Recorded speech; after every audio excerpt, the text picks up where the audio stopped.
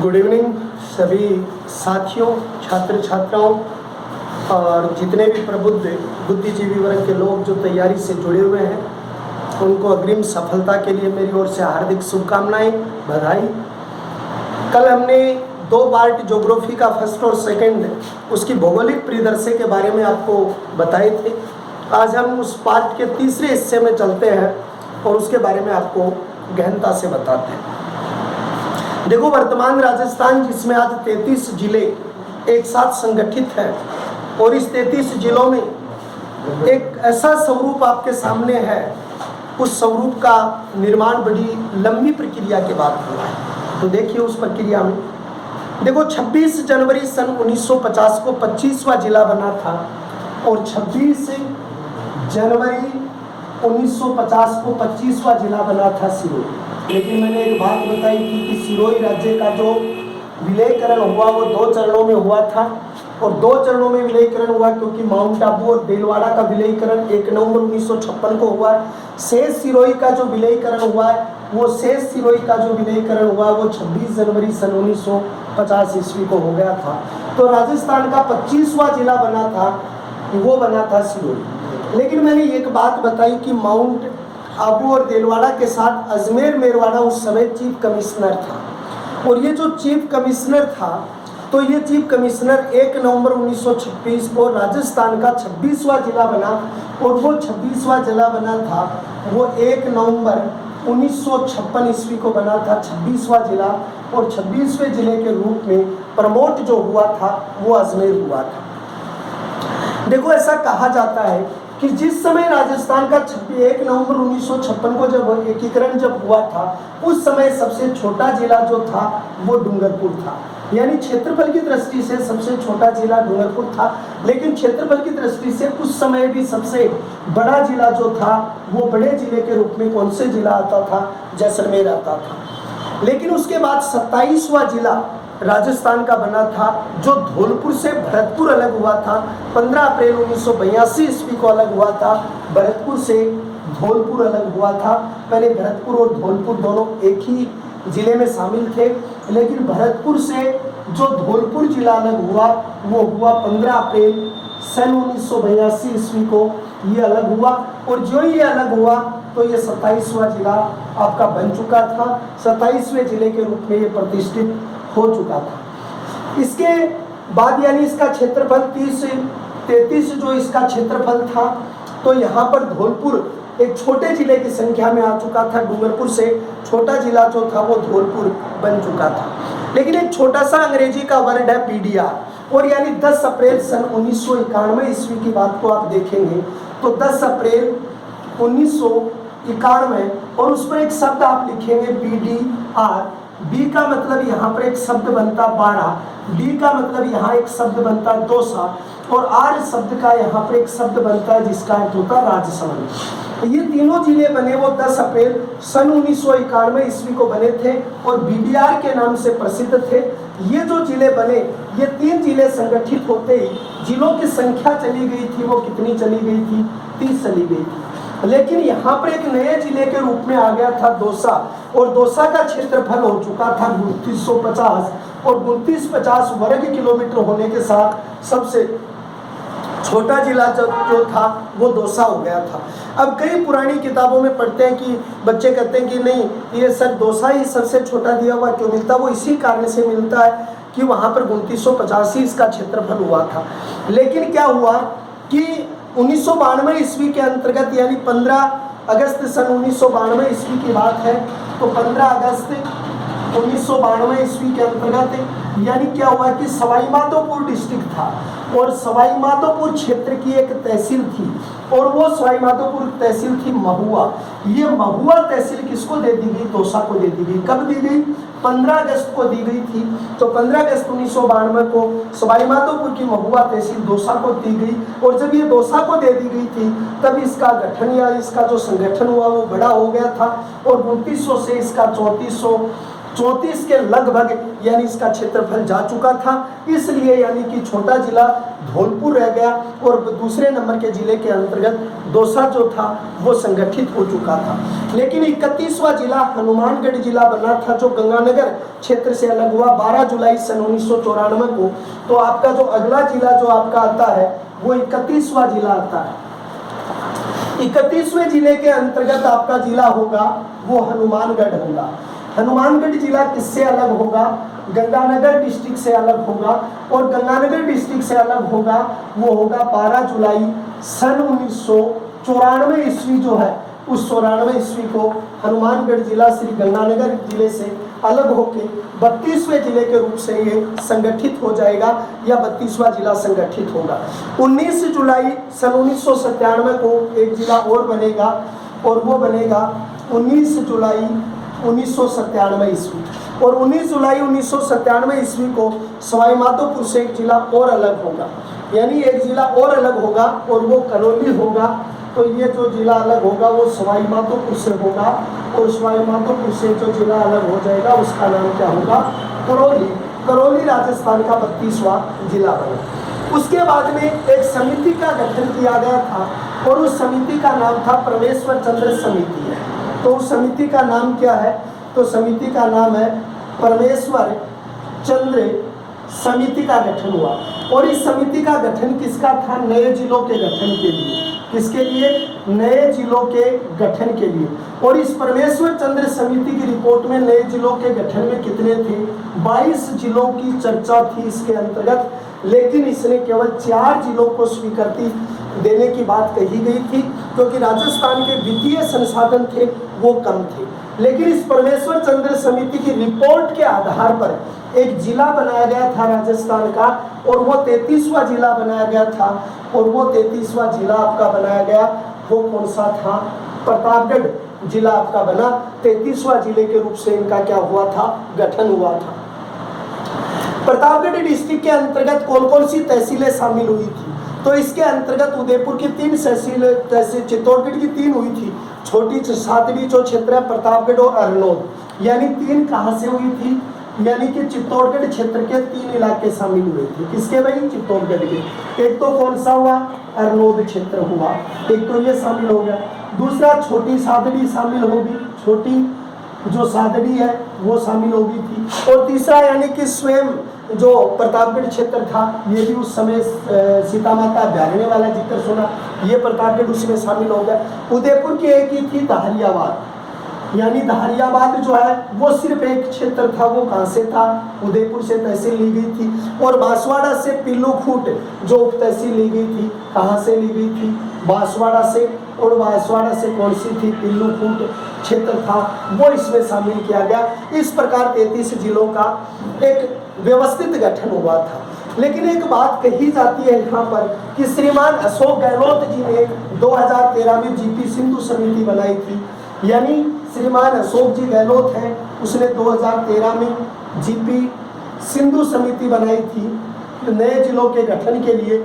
और इसमें नए जिलों के गठन के ऊपर चर्चा आई थी, जिसमें अब जो नए जिले होंगे कोटपुतली, डीडवाना, नीम का थाना, कई जिले आपके यहाँ पर होंगे। लेकिन राजस्थान के ऐसे कितने जिले हैं जिनको 2-2 जिलों की सीमा छूती है?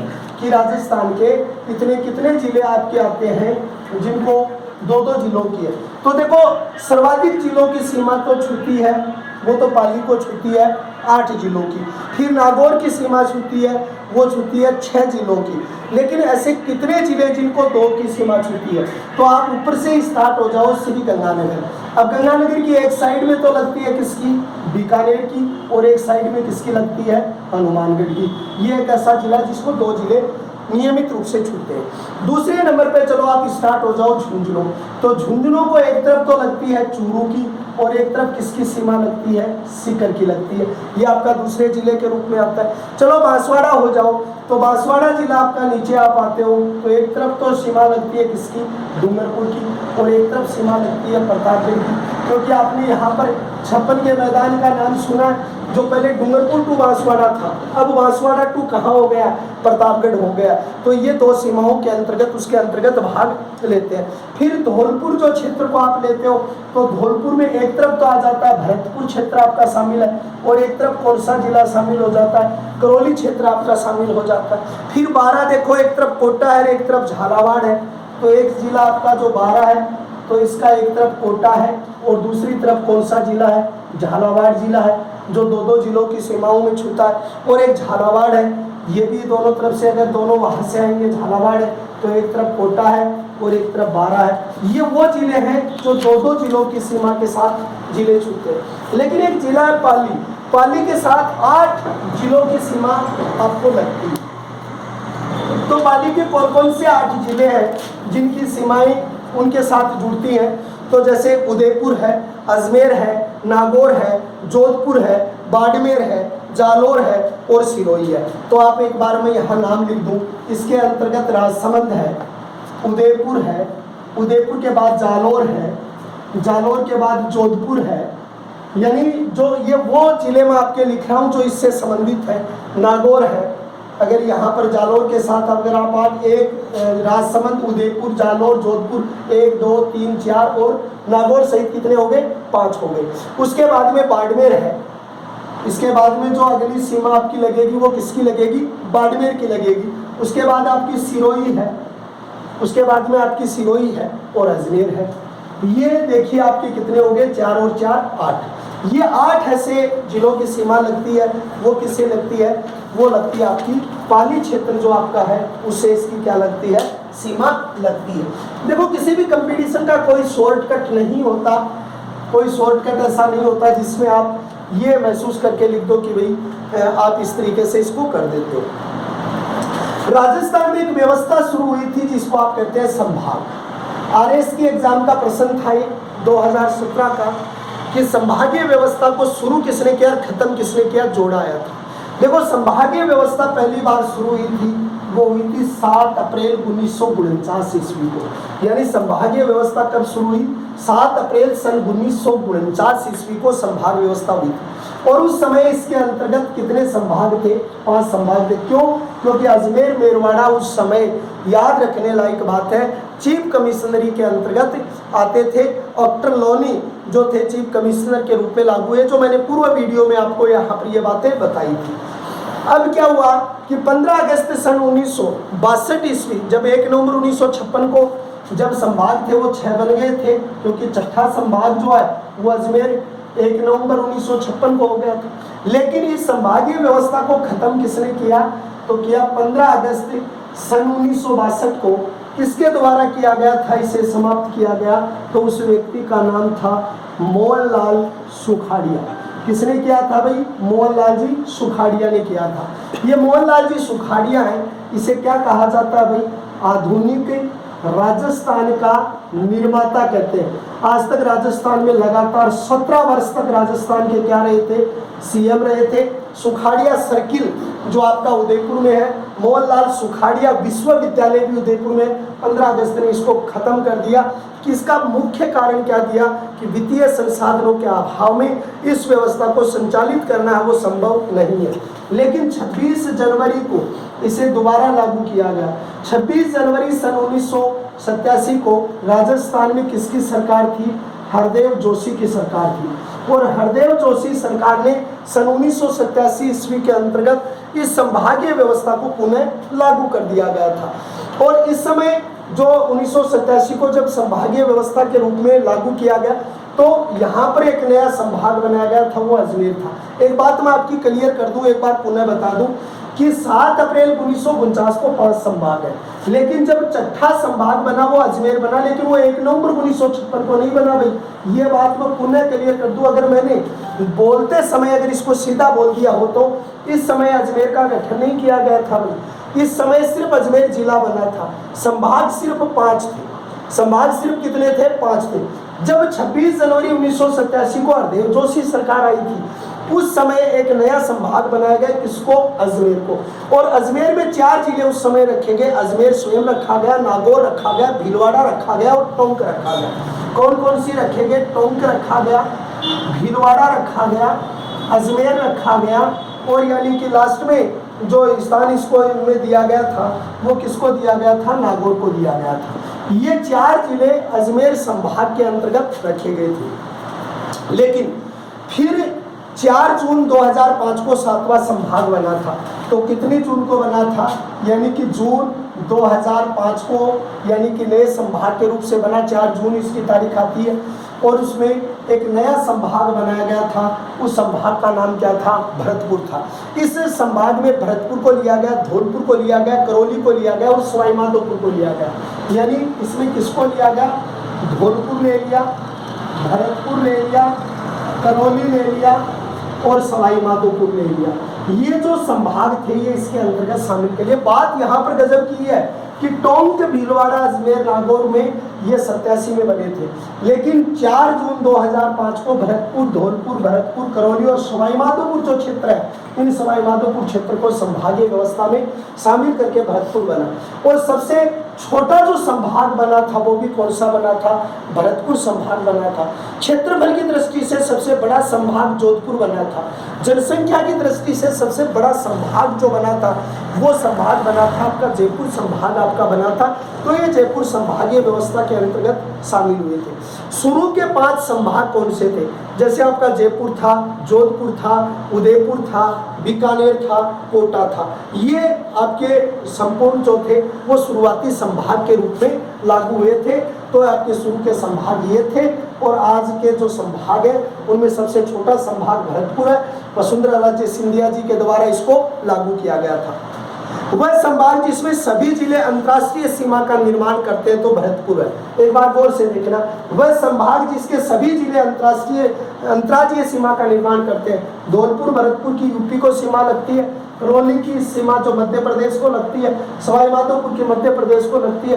तो एकमात्र वो संभाग है जिसके सभी जिले अंतर्राज्यीय सीमा बनाते हैं, क्योंकि आज आने वाले कंपटीशन में इसी प्रकार के आते हैं। वह संभाग जो सभी संभागों को छूता है तो वो अजमेर संभाग आता है। तो इसमें भी एक नोटेड बिंदु आपका बहुत ही अच्छा प्रश्न आता है कि वह संभाग कौन सा है जिस संभाग जो सभी संभागों को छूता है, यानी सभी संभागों को छूने वाला जो संभाग है वो कौन सा है? वो अजमेर है। तो इन प्रश्नों में कंपटीशन में जब काफ़ी चीज़ें आती हैं वो ये आती हैं कि सभी संभागों को छूने वाला वो अजमेर है, लेकिन अंतर्राज्यीय सीमा को छूने वाले हैं वो आपका भरतपुर है। और कुल संभागों की संख्या 5 थी। छठा संभाग आप याद रखेंगे कि हरदेव जोशी सरकार में टोंक, भीलवाड़ा, अजमेर और नागौर क्षेत्र इसके अंतर्गत क्या हुए थे? शामिल हुए थे। ये बात जब तक आपकी क्लियर नहीं है आप संभागीय व्यवस्था नहीं है। एक बार थोड़ा सा इसको मैं पुनः रिवाइज करूं क्योंकि टॉपिक बड़ा अति महत्वपूर्ण है। संभागीय व्यवस्था चालू की गई थी वो यानी अप्रैल 1949 में की। कितने संभाग थे? 5। कौन कौन से? कोटा, उदयपुर, कोटा था, उदयपुर था, जयपुर था, जोधपुर था और बीकानेर था। ये थे। 1 नवंबर 1956 को 5 संभाग रहे, अजमेर नया जिला बन गया। 1962 में वित्तीय सुविधा का आधार देके इसको खत्म कर दिया गया। 26 जनवरी 1900 जोशी ने सरकार ने शुरू किया। छठा संभाग टोंक, भीलवाड़ा, अजमेर को मिला के बना दिया गया। फिर वही यानी ये जो संभाग ऐसा संभाग बना है जो सभी संभागों को इसकी सीमा लगती है। नया संभाग 4 जून 2005 भरतपुर, धौलपुर, भरतपुर, करौली और सवाई माधोपुर क्षेत्र से इसकी सीमाएं लगती है। और 5 संभाग जो उस समय थे, आज इन संभागों की संख्या कितनी है? 7 है। तो आप इस तरीके से इस बिंदु को जो करेंगे वो आप यो क्लियर करेंगे। फिर अगली चीज यहाँ पर क्या आती है या उसको आप किस तरीके से बताते हो वो देखिए। देखो राजस्थान में जो है आज इसकी स्थिति क्या है? देखो लगभग 12,000 के लगभग इसमें ग्राम पंचायतें आज इस संपूर्ण राजस्थान के अंतर्गत मौजूद है।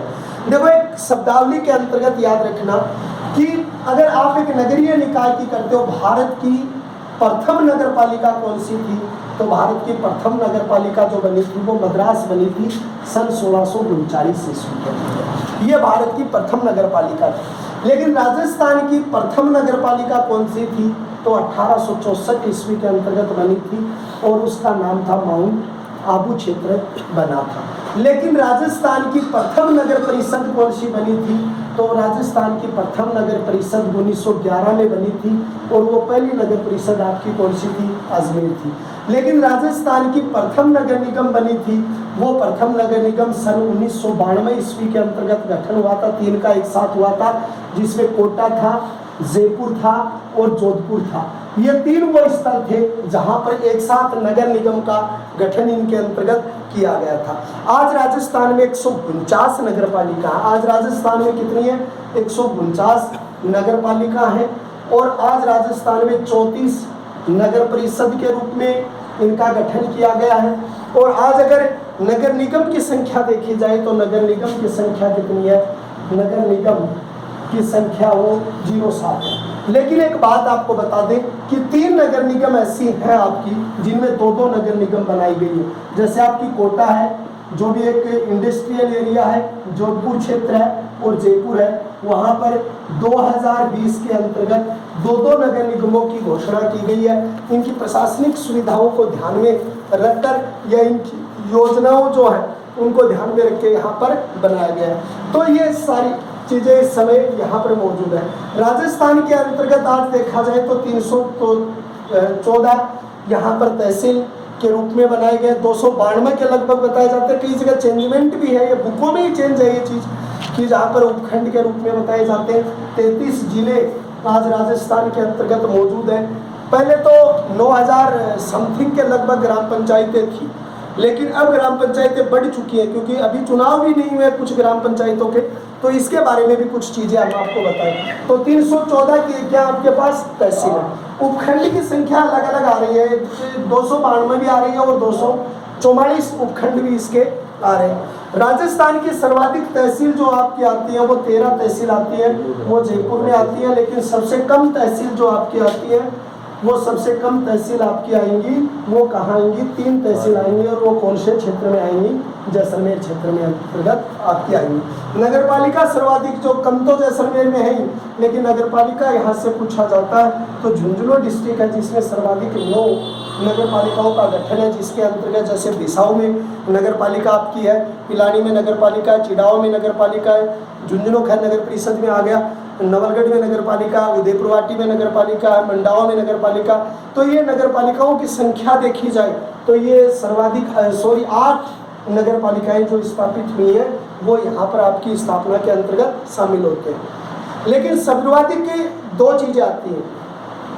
एक तो सबसे बड़ी बात आती है कि सर्वाधिक गांव राजस्थान के किस जिले में आते हैं, तो सर्वाधिक गांव आते हैं राजस्थान के गंगानगर जो डिस्ट्रिक्ट है उस गंगानगर में राजस्थान के सर्वाधिक गांवों का जिक्र आता है। लेकिन राजस्थान के सबसे कम गांव आते हैं वो सिरोही में आते हैं, पहाड़ी क्षेत्र है। और उस पहाड़ी क्षेत्र के अंतर्गत सिरोही एक ऐसा क्षेत्र है जहाँ सबसे कम गाँव का आता है।